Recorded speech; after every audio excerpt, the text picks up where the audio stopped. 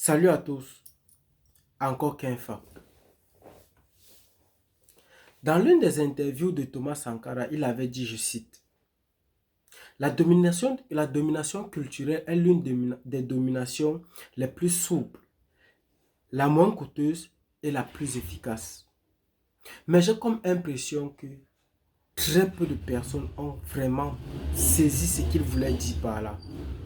Parce que aujourd'hui, on peut remarquer que c'est tellement vrai que l'organisation de cette domination nous empêche même de percevoir les supercheries qui sont cachées dans cette domination. Les objectifs majeurs de la culture dans tout le monde entier, et plus précisément en Afrique, sont, premièrement, voler le temps de cerveau disponible des peuples et surtout de la jeunesse africaine. Deuxièmement, aliéner les peuples africains du monde et surtout la jeunesse.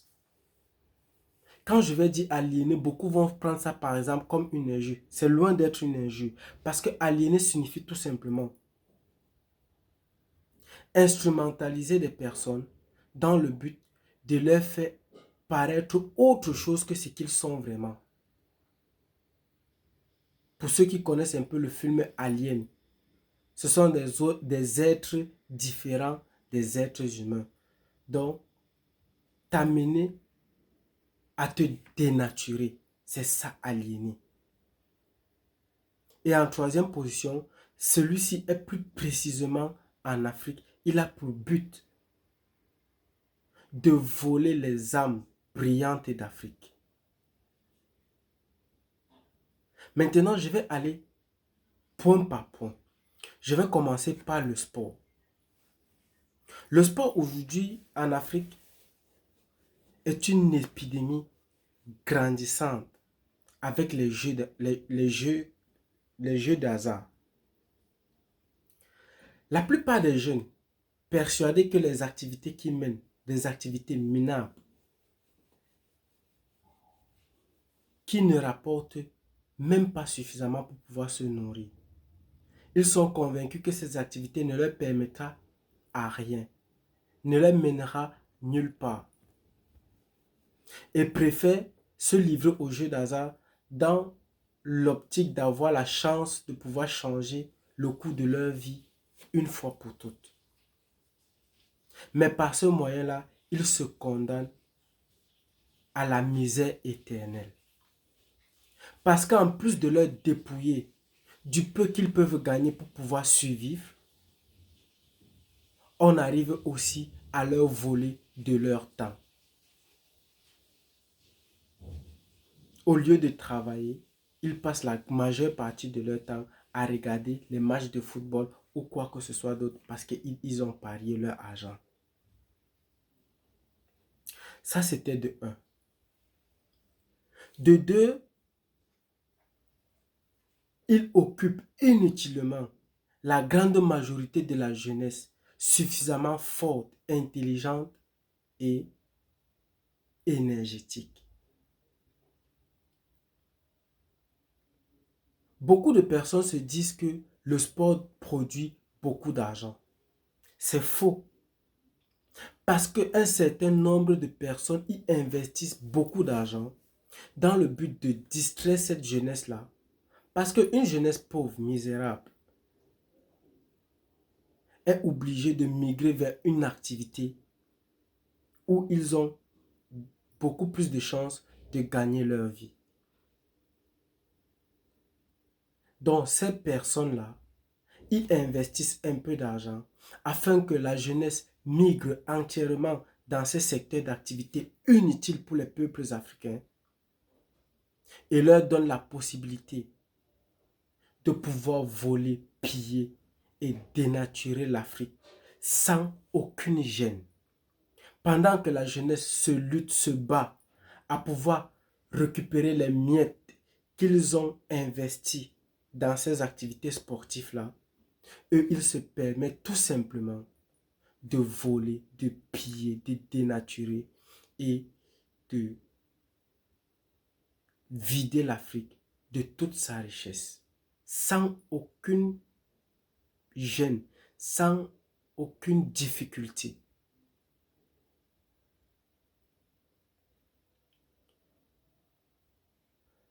Il a aussi pour but de mener un combat impérialiste énorme qui est invisible elle aussi.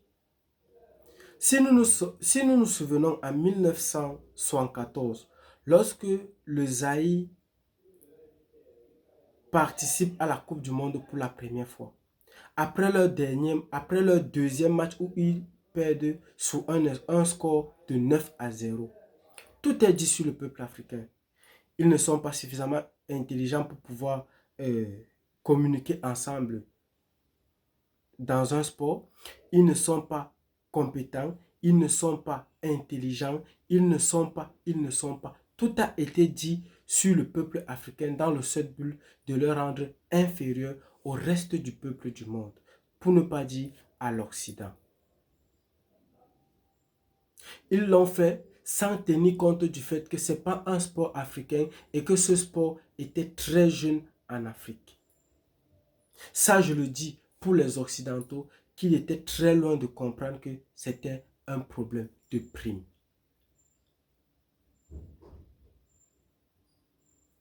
Maintenant, nous allons quitter du sport pour aller dans la culture.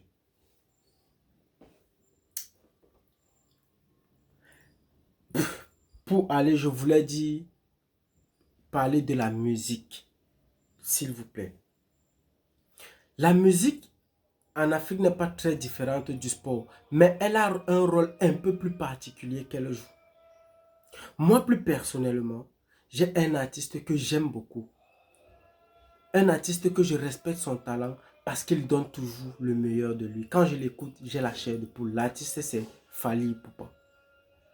Comme beaucoup d'autres artistes africains, je n'arrive pas à comprendre comment, avec tout le malheur, la souffrance, le regret, la mort, la perte que subit le Congo, certains artistes africains sont incapables de faire des albums tout entiers pour dénoncer ce malheur qui s'abat sur le peuple congolais grâce au président rwandais Paul Kagame qui a choisi de servir les oppresseurs de l'Afrique qui ne sont rien d'autre que les Occidentaux. Pourquoi donc ces artistes africains ne chantent pas pour faire connaître ce malheur afin que le monde entier partage la détresse du peuple congolais et leur vienne en aide dans le seul but de se libérer de ces oppresseurs-là? Pourquoi donc ces artistes-là ne font pas ça? Très peu de personnes répondront à cette question, mais moi je vais essayer de le faire. La plupart du temps, on a l'habitude de dire que certaines personnes ont vendu leur âme. Et on essaie de le rendre un peu plus complexe. Moi, je vais faire simple. Lorsqu'on est dans un peuple. On grandit dans ce peuple. On est nourri par ce peuple, éduqué par ce peuple. Tout ce qu'on a, on le doit à ce peuple. Donc si un jour, nous sommes dotés d'un talent, d'une intelligence ou de quoi que ce soit, nous le devons à ce peuple-là. À l'instant où on choisit de le mettre au service d'un autre peuple, on a vendu notre âme. Parce que l'âme n'est rien d'autre que la somme des énergies que produit notre corps.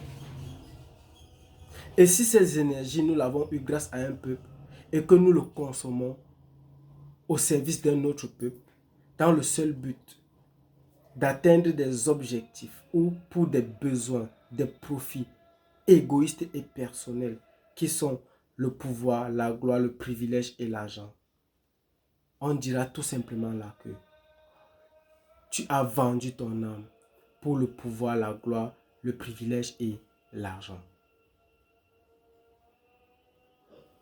Ils ne font pas que vendre leur âme à ce peuple-là. Ils distraient aussi leur propre peuple. Parce qu'aujourd'hui, ils sont les premiers à vendre des illusions aux Africains. En Afrique, aujourd'hui, nous n'avons pas besoin de musique de festivité, des musiques d'amour ou de musique de gloire. Au Congo, par exemple, nous avons besoin des musiques de tristesse, de deuil. Au Sahel, par exemple, nous avons besoin de musiques de courage, de grandeur, d'intégrité, afin de pouvoir donner le courage à ces héros qui ne sont rien d'autre que Assimi Goïta, Ibrahim Traoré, afin de pouvoir continuer à mener leur combat dans la grandeur. Mais non, ils ne le font pas. Ils distraient les peuples africains afin que les personnes qu'ils servent viennent piller, dépouiller, tuer leurs propres frères. Avec des personnes comme Paul Kagame. Ce n'est pas tout le rôle que joue la musique. Quand je faisais mes propres recherches, j'ai été intrigué et par une remarque que j'ai faite. Pour les Camerounais, par exemple,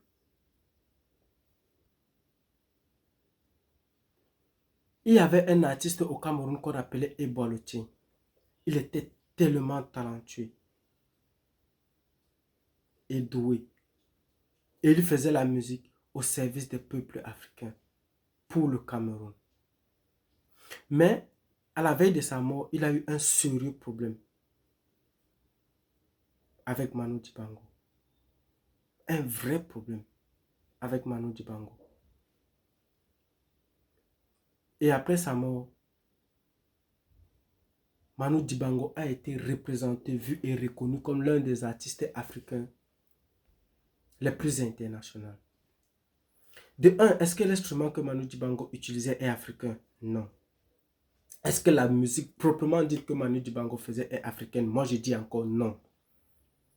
Sa célébrité ne vient pas vraiment du fait qu'il faisait la bonne musique ou sa musique était appréciée. Mais sa célébrité vient du fait qu'il a été mis sur les feux de projecteurs par un certain nombre de personnes. Il passait sur des chaînes d'un certain nombre de personnes. Et il était apprécié par un certain nombre de personnes qui jusque-là étaient vus comme des dieux. Lorsque eux, ils apprécient quelque chose, le reste du monde doit l'apprécier et surtout les Africains. Pour ceux qui peuvent comprendre ce que je dis, tant mieux. Maintenant, revenons dans notre fameux Congo, le Congo que j'aime bien. Pour ceux qui connaissent Papa Wemba, je vous demande d'aller chercher les musiques, les premières musiques, les musiques de Papa Wemba. Vous allez comprendre ce que c'est que faire la musique pour son peuple. Mais avant que Papa Wemba ne commence à sombrer et à décliner, il a eu des sérieux problèmes avec Koffi Olomide. Et ce que je me demande, c'est est-ce que Koffi Olomide fait la musique africaine aujourd'hui? Même son style vestimentaire, c'est du pur n'importe quoi. Et c'est ça que j'ai appelé l'aliénation. Parce qu'en réalité, ce que la culture doit faire, c'est quoi? C'est permettre d'identifier les peuples à travers leur style vestimentaire, leur langue et même parfois leur mets à travers le monde entier. Ça signifie tout simplement que dans un clip, un artiste peut choisir de représenter ou de faire reconnaître un peuple à travers son style vestimentaire, c'est-à-dire en portant le style vestimentaire de ce peuple-là. Mais aujourd'hui, c'est tout le contraire qui est fait. C'est lorsqu'un artiste a porté un vêtement que tout un peuple va le porter. C'est ça que j'ai appelé l'aliénation des peuples africains. Ça fait partie là aussi des rôles que joue la musique dans les sociétés africaines. Nous allons maintenant parler du cinéma. Le cinéma ici en général, je ne veux pas trop m'attarder sur le cinéma. Parce que c'est clair. Le cinéma a un rôle mensonger. Le cinéma ment. Le cinéma détourne. Le cinéma déforme l'histoire et la vérité. Nous avons par exemple, parce que nous avons tous vu et nous l'avons tous connu à un moment donné, les films américains, les films de guerre américains dans les peuples arabes. Dans la plupart de ces films-là, nous avons les peuples arabes qui sont représentés comme des dictateurs, terroristes, qui tuent leur peuple, qui maltraitent leur peuple à cause des convictions, la plupart du temps religieuses. Et avec des Américains qui sont représentés comme des messies, des sauveurs, des protecteurs, des, je ne sais pas trop, des libérateurs. Mais pour quelqu'un qui prête un peu l'oreille, qui essaye de s'instruire un peu, il est conscient du fait que les États-Unis d'Amérique ou même tout l'Occident déstabilisent la plupart du temps les pays arabes dans le seul but de leur voler leur pétrole et parfois leur or. Je vais revenir sur le cas de l'Afrique, plus précisément, pour ne pas m'éloigner de mon objectif. Prenons le cas de la Libye. En Libye, on avait un président qui n'était pas seulement le président de la Libye, mais il était le président de l'Afrique tout entière. Parce qu'il avait des rêves et des ambitions tellement grandes pour toute l'Afrique. Comme par exemple la monnaie unique pour toute l'Afrique et les satellites pour l'Afrique. Après avoir déclaré et commencé à mettre sur pied la réalisation de ces objectifs-là, il a été tué par les Occidentaux. Un crime qui jusqu'aujourd'hui, on ne sait pourquoi, pour quelle raison, ni dans quel but. Mais tout ce qu'on sait, c'est que jusqu'aujourd'hui, ce pays-là n'a jamais connu la stabilité, la paix, ni la prospérité. Elle a été détruite pour toujours.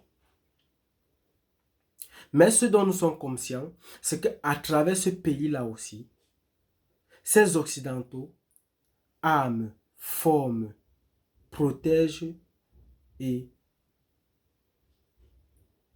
alimentent les terroristes qu'ils ont mis dans tous les pays du Sahel afin de déstabiliser ces pays-là dans le seul but de leur dépouiller de leur pétrole en allant de la Libye jusqu'au Soudan pour ne pas aller au bout du Sénégal ou du Mali, leur dépouiller le Mali de son or, dépouiller le Niger de son uranium et tout le Sahel de son coton qu'il produit en grande quantité.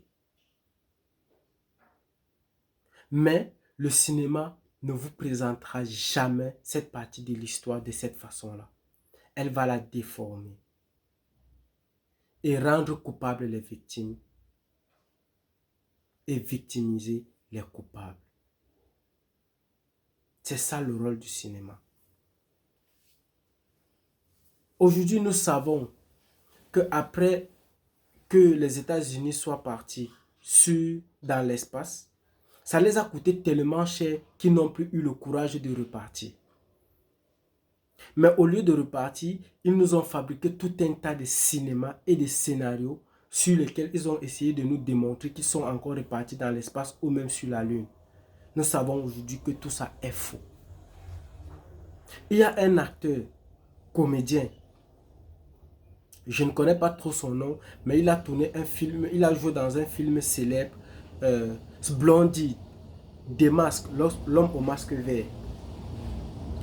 Dans une émission aux États-Unis, une fois, il a dénoncé cette supercherie, ce mensonge, et il n'est plus jamais passé dans des grands projets. Or, il est le comédien le plus compétent dans tout le monde entier. C'est un peu de ça qu'il s'agit. C'est dans ce monde-là que nous sommes aujourd'hui.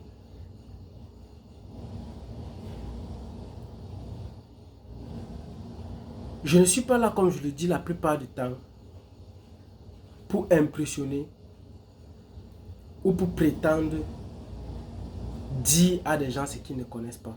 C'est faux. Tout ce que je fais, c'est dans le but de provoquer la curiosité de tout un chacun, afin que nous puissions nous doter de l'âme intellectuelle suffisante pour pouvoir mener tous ensemble ce combat panafricaniste. Parce qu'on ne mène pas un combat avec des sujets, mais plutôt avec des interlocuteurs. Je suis contre ceux-là qui se font passer pour des messies, pour des génies ou bien pour des sauveurs, qui aiment l'Afrique et sont prêts à tout faire pour pouvoir libérer l'Afrique. S'ils étaient capables, je reste convaincu que Thomas Sankara lui aussi l'aurait fait, que Mohamed Kadhafi l'aurait fait, que Lumumba l'aurait fait, que Samori Touré l'aurait fait, que Nyobel l'aurait fait. Mais s'ils ne l'ont pas fait, ce n'est pas parce qu'ils étaient incompétents ou ils n'étaient pas suffisamment intelligents, mais c'est tout simplement parce que c'est un combat qui doit être mené par toute l'Afrique, par tous les Africains. Nous devons nous doter de cette âme intellectuelle qui nous donnera suffisamment de courage à pouvoir tous ensemble mener ce combat. J'ai une chaîne YouTube, L'Imperturbable, une page Facebook, L'Imperturbable. Suivez-moi afin que nous puissions travailler tous ensemble et construire un jour l'Afrique et le monde entier. Parce que je reste convaincu que le jour que l'Africain va prendre conscience, le monde tout entier va connaître le paradis. J'ai 3 outils que je ne cesse de répéter dans la plupart des vidéos, qui soient indispensables lorsqu'on veut connaître la vérité, parce que la sagesse, c'est la vérité. Si tu n'as pas la vérité, tu n'auras jamais la sagesse. Ces outils sont la neutralité, savoir être neutre face à toute chose. Lorsque tu consommes n'importe quelle information, que ce soit de la personne qui transmet l'information, du canal par lequel on a accès à l'information ou de l'information elle-même, restez neutre. Avoir la capacité de se doter, d'avoir accès à l'information par plusieurs canaux différents. Quelle qu'en soit la nature du canal, qu'elle soit contradictoire, qu'elle aille dans le sens positif, qu'elle vienne même de ton ennemi, ou pouvoir consommer la même information de plusieurs canaux différents. Et enfin, faire les liens de cause à effet par rapport à toutes les informations consommées afin de se faire sa propre vérité en soi. Merci beaucoup et à très bientôt.